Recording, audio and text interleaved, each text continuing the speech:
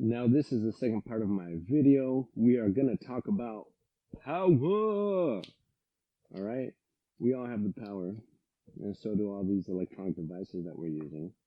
So let us learn a little bit about it. All right? We've talked about power before in the mechanical sense, with something falling, or we've talked about those kinds of powers. Now we're going to talk about electric power. So we're going to try to combine things that you've learned before and again new things. This is what it's all about. This is what it's all about. So the equation for charge, we need three equations. First, the equation for charge. We should all know this. I equals Q over T. Easy. Pretend that's a T. Now, power. Power. Do you remember the equation for power? I bet you're going to say this. Power is equal to work over time, which you are correct. However, that's not what I'm looking for right now. What is another way of saying work? Right? What's another way of saying work? Hopefully remember, it is change in energy. That's what work is. Work is change in energy. And then, look, actually, do you notice something different besides this beautiful handwriting? Notice that this is something over time and this is something over time. These are both rates. They are both rates, and they are very, very important. This is the rate of a charge. This is the rate of energy. So this is how much work you can do in a certain time, or how much energy you can consume during a certain time. Both very important.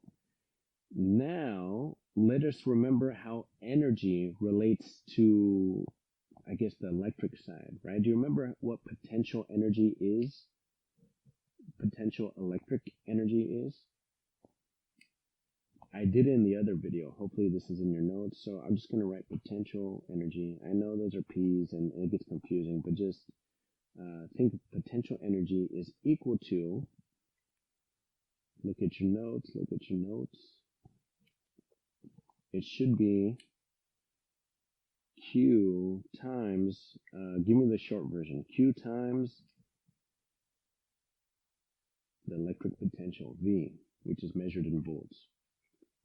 So I kind of try to color code this so this can be easy for you to figure out what I'm doing. So let us try to change this from the mechanical way to the electric way. So let us start off with power. So again, 1, 2, 3. So power equals work over time, which equals, I know it looks like me. I'll try to work on it, guys. I'll try to work on it. So delta E over T. But what does E equal? All right, change in energy. So what if this changed? What if this changed? How can I write that? Well, I could just put a little change right here, little delta, and then I could add another little delta right here, and that's the same thing. It's just changing. So this will give me that. I don't have to change the time. Time can stay still. Okay, so I will write Q times, and then my potential difference. And then let us not forget the time down here. Now, so this is what power equals. Does anything else seem familiar to you? Yeah, how about, oh, wait a minute. Wait a minute. What do we have here? What do we have here? Power is going to equal I times V. Look at that. Look at that. Look at this. A nice, pretty little equation. So, some things to remember. Okay, all of these are very important. However, for this class, we will not be using this too much. I might show you it later. It is definitely important to know if you ever study physics. It is extremely important. However, for this class right now, not too important. This one is a must. This is a must. And this is review, which again is a must. So this is a new equation that you should memorize. And here's a quick way to memorize it. And you're going to think that I'm joking or telling a lie, but 100% I am not. I actually, true story, I had in college a professor named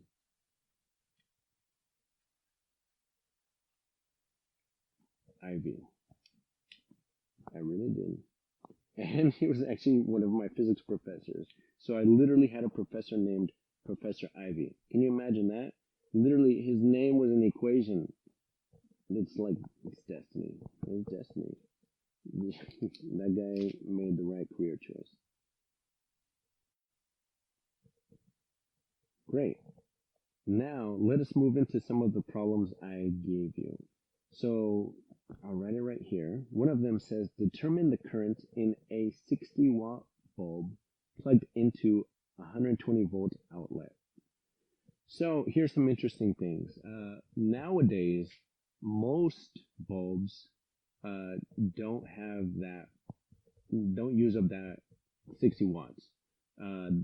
The incandescent ones, the ones that had that little filament running through them, like when you think of a light bulb, those older ones, they had a tungsten filament where electricity would run through it, and because it had such high resistance, something we'll cover later, it would illuminate. It would, because it had such high resistance, it would release energy in the form of light.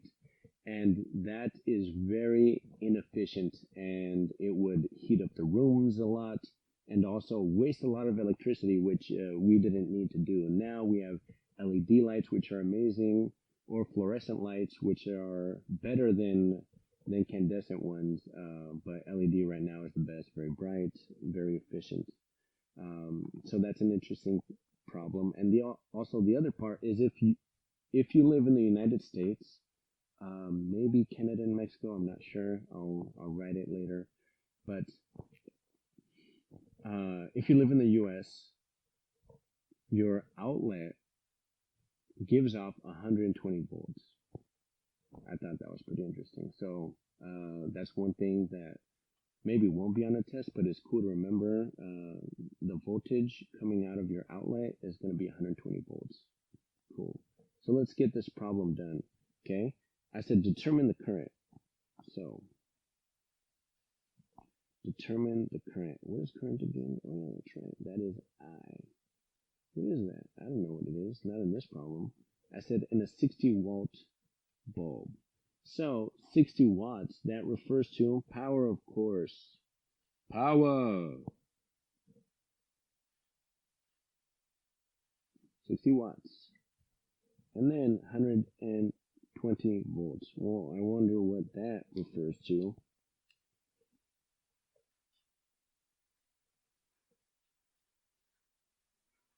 $120 volts. So, what equation should I use? Oh, wait, how about the one I just taught you? So, P equals IV. I'm trying to find I. I is equal to P over V. Oh, well, look at that. Look at that. How convenient that something that I just taught you, I'm asking you about. Crazy stuff. Crazy, crazy stuff. Oh, here, plug that in right here. Look at that. Look at that. So my current will be 0.5 amps. Yes. Yes.